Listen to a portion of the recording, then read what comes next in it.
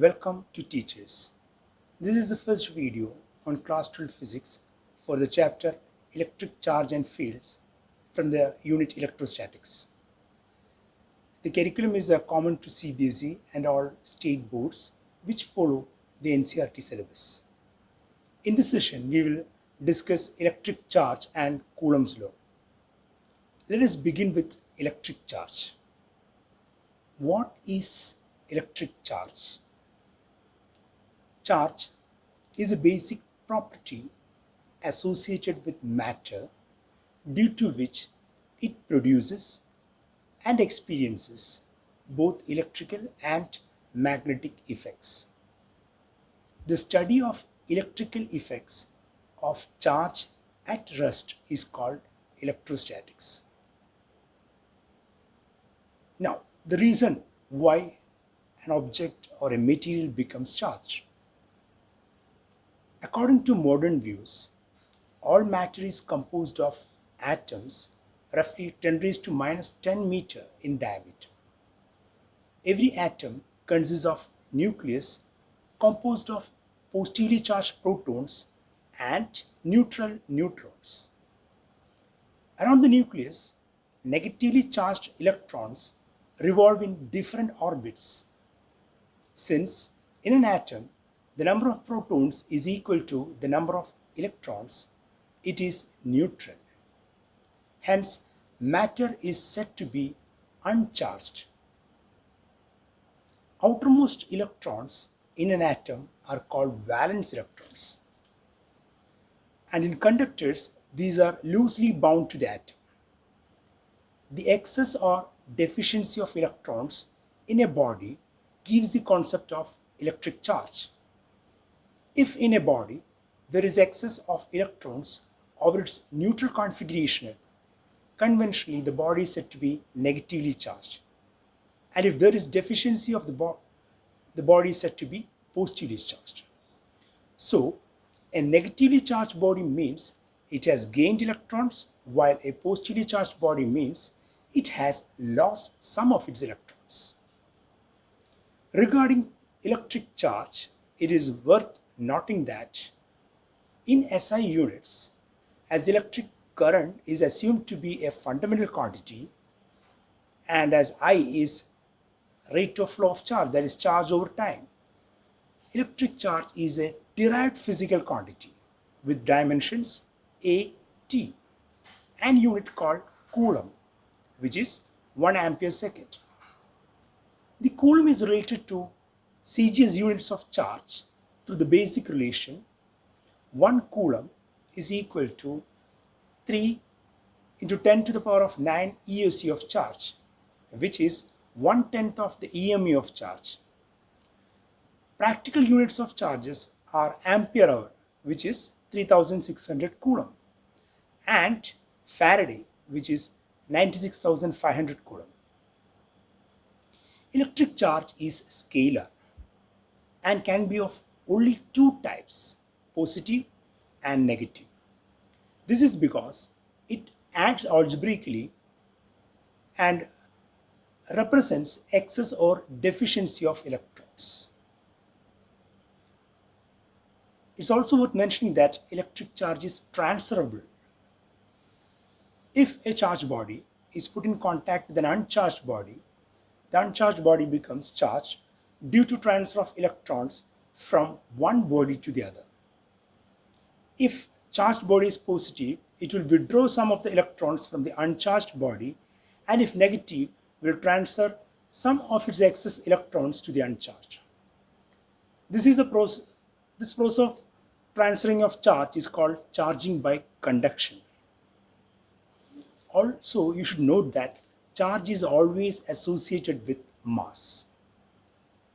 Charge cannot exist without mass, though mass can exist without charge.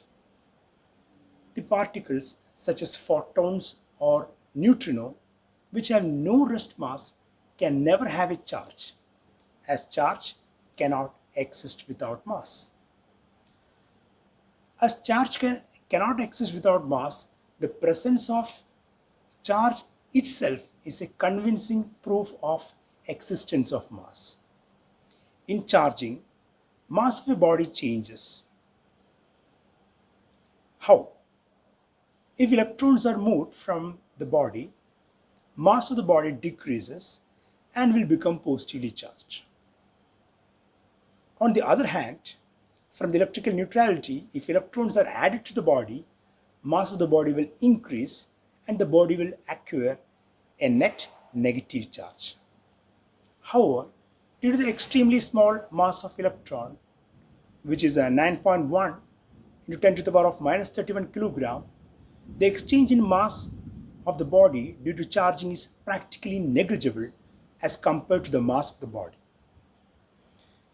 You should also note that electric charge is quantized. When a physical quantity can have only discrete values rather than any value, the quantity is said to be quantized. Millikan's oil drop experiment and innumerable other experiments have established that the smallest charge that can exist in nature is the charge of an electron. If the charge of an electron is taken as an elementary unit, that is quanta of charge, and is denoted by E, the charge on any body will be some integral multiple of E. That is, it can be represented as Q, the electric charge, is equal to plus or minus Ne, with N equal to 1, 2, 3, etc. Electric charge is conserved. A large number of experiments show that in an isolated system, the total charge does not change with time, though individual charges may change. That is, a charge can neither be created nor destroyed. So electric charge follows the conservation law. You should also note that charge is invariant under motion. This means that charge, like phase, is independent of frame of reference. That is, charge on a body does not change whatever be its speed. This is in contrast to the fact that mass of a body depends on speed under relativistic conditions. Accelerated charges radiates energy.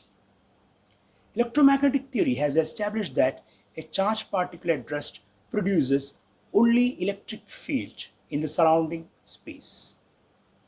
However, if the charged particle is in an unaccelerated motion, it produces both electric and magnetic field, but does not radiate energy.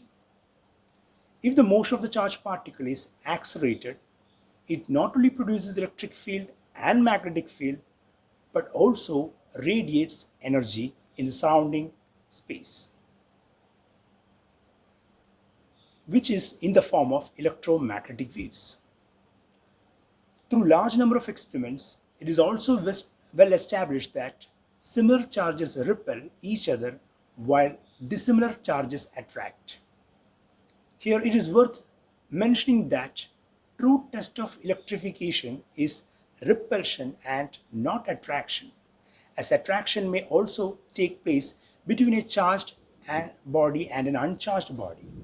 It is also important to note that electric charge resides on the outer surface of a conductor because like charges repel and try to get as far away as possible from one another and stay at the farthest distance from each other, which is the outer surface of the conductor.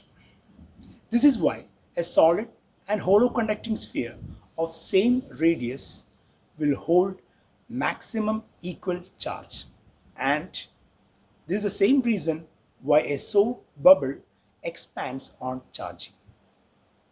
A body can be charged by friction, induction, or conduction.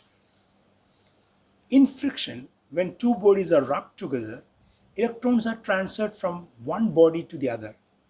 As a result of this, one body becomes positively charged while the other negatively charged. Example, when a glass rod is rubbed with silk, the rod becomes positively charged while silk negatively. However, ebonite on rubbing with wool becomes negatively charged, making the wool positively charged. Clouds also become charged by friction. In charging by friction, in accordance with the conservation of charge, both positive and negative charges are in equal amounts appear simultaneously due to the transfer of electrons from one body to the other. If a charged body is brought near a neutral body, the charged body attract opposite charge and repel similar charge present in the neutral body. As a result of this, one side of the neutral body becomes positively charged while the other negatively. This process is called electrostatic induction. We had defined charge as a basic property of matter, like mass. Now, in what way does electric charge differ from mass? No doubt, both charge and mass are basic scalar properties of matter. Charge differs from mass as, say, in SI unit, charge is a derived physical quantity while mass is a fundamental physical quantity. Electric charge cannot exist without mass, but mass can exist without charge. Charge is of two types, positive and negative, but mass is only of one type, that is positive. Electric charge is conserved, but mass is not. Charge is independent of state of rest or motion, but mass depends upon and increases with speed. Accelerated charge radiates, but mass does not. Both charge and mass are quantized. The quantum of charge is E, the electronic charge, while that of the mass is not yet clear. Now let us discuss Coulomb's law. Coulomb's law gives a force of interaction between two point charges. Through numerous experiments, Coulomb found that force between 2 point charges at rest varies directly as magnitude of each charge. It varies inversely as the square of distance between them, depends on the nature of the medium between the charges, and also that the force is always along the line joining the two charges. The force is attractive if charges are unlike and repulsive if they are like. So combining all this, force on a point charge Q1 due to another charge Q2 can be expressed as F proportional to Q1 Q2 divided by R square. It was experimentally verified that in space, force is equal to approximately 9 into 10 raised to 9 times Q1 Q2 divided by R square. However, the constant is written in terms of another constant, epsilon naught, along with the rationalizing factor 4 pi as F equal to 1 by 4 pi epsilon naught Q1 Q2 by R square. The quantity epsilon naught is called the permittivity of free space, and its experimental value is found to be 8.85 into 10 raised to minus 12 units. The permittivity is a measure of ability of the medium to permit electric field lines to pass through it. We will explain electric field lines in the next session. Epsilon is called the permittivity of the medium, while epsilon r is the relative permittivity or dielectric constant of the medium. For free space, epsilon is equal to epsilon naught. The ratio of epsilon to epsilon naught is known as the dielectric constant of the medium. For vacuum, the value of dielectric constant is equal to 1. Regarding Coulomb's law and force, you have to note that the law is based on physical observations and is not logically derivable from any other concept. Experimentally, till today, reveal its universal nature. The law is analogous to Newton's law of gravitation. Force F equal to G m1 m2 divided by r square, where G is the universal gravitational constant and force is the force between two masses m1 and m2 at a separation r. The difference is that electric force between charged particles is much stronger than the gravitational force. That is why when both electric force and gravitational force are present, we neglect gravitational force. Electric force can be attractive or repulsive, while gravitational force is always attractive. Electric force depends on the nature of the medium between the charges, while the gravitational force does not. The force is an action-reaction pair, that is, electrostatic force which one charge exerts on the other charge is equal and opposite to the force with the other charges exerts on the first. You should also note that the electrostatic force or the Coulomb force is conservative, that is, a work done in moving a point charge one round trip on a closed path under the action of Coulomb's force is 0. The force is a two-body interaction. That is, the electrical force between 2 point charges is independent of the presence or absence of other charges, and so the principle of superposition is valid. That is, force on a charged particle due to a number of point charges is the resultant force due to individual point charges. That means force F1 on a single particle is equal to F12 plus F13 plus F14, etc., which are the force exerted by the first charged particle by the second, third, fourth, etc. The force between two charged particles in free space and in a medium are given by the equations. In free space, 1 by 4 pi epsilon naught q1 q2 by r square, and in medium 1 by 4 pi epsilon q1 q2 by r square. Epsilon, the permittivity of the medium, can also be replaced with k epsilon naught, where k is the dielectric constant. That is, the ratio of epsilon to epsilon naught is the dielectric constant. So we define the dielectric constant as the ratio of permittivity in a medium to that of the permittivity in free space. That is why in the presence of a dielectric, electric force between 2 point charges decreases and becomes 1 by k times of its value in free space. Dielectric constant k of a medium is numerically equal to the ratio of the force between 2 point charges in free space to that in medium. Coulomb's law expresses the force between 2 point charges at rest. In applying it to the case of extended bodies of finite size, while solving problems, care should be taken in assuming the whole charge of a body to be concentrated at its center, as this is true only for spherically symmetric body, that too for an external point.